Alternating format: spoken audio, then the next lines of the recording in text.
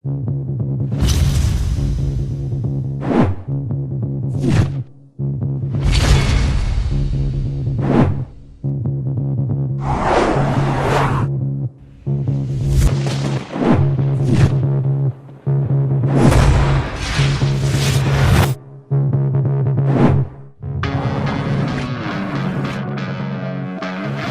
ako to!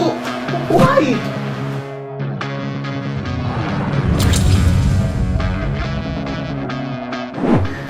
Alam bang hindi ka magkakatrabaho sa ginagawa mo yan? Ha? Kaya ano naman ang kinalaman nun? Eh, ang dumi kaya! Ang dumi ha! Tsaka mukha kang kriminal! Alam mo bang diskriminasyon lang yon? Ha? Pag may tattoo ba, kriminal na agad? Yun nga kasi, ha? Kasi may mga tato, mga kriminal, mga dating galing kulungan, tignan mo mukha kang galing kulungan. Kaya naman ako nagpatato kasi ang tato para sa akin ay isang art. Art? Art? Eh pwede ka naman mag-drawing ha, pwede ka naman gumawa ng kahit anong ibang klaseng art, hindi yung binababoy mo yung katawan pangit, yeah.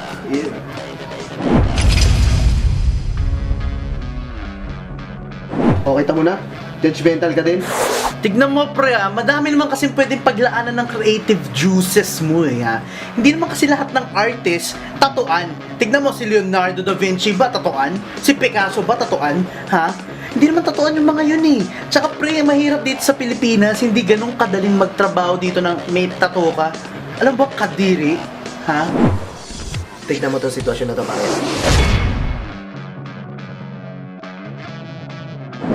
Ano ba yung mga trabaho hindi tumatanggap ng may mga tato? Yung mga corporate company. Bakit? Doon ba ako magtatrabaho? Bakit sa call center? Tumatanggap naman sila ng may mga tato ah. Sa production house, halos lahat ng mga tao doon may mga tato. Sa television, professor ko nga, may tato. Teacher na yun ah. O, di ba? May freedom of choice nga ako, di ba? Freedom of choice pa rin. Bakit? Sa tingin mo ba tatanggapin ka ng mga tao sa labas, ha? Sa tingin mo kaya kanilang tanggapin? Feasible ba yun? Ha? Tsaka may benefits ba yung pinaggagawa mo sa sarili mo? Ha? Do you think that's right? Ha? Hindi naman tama yan, pre. Sige nga, magsabi ka nga sa akin ng dahilan kung paano naging tama yung pagtatato mo sa katawan. Ang benefits kasi sa akin ito, pare. Na-express ko yung kagustuhan ko. Masaya ako nagkaroon ako nito. At saka simula nung nagka-tattoo ako, at lalo na yung pangalan ng lolo ko, feeling ko lagi ko siyang kasama. At saka yung sinasabi mo mga tao doon sa labas, ha, kanina, doon nga ako galing eh. At saka para sa akin, tama itong ginawa ko. Wala naman akong sinaktan na tao. Wala naman akong tinapakan na tao. Hindi naman ako napabigat sa lipunan ah. At saka bakit ba apektado ka? Katawan ko to. This is my choice! Di ba? Not bad.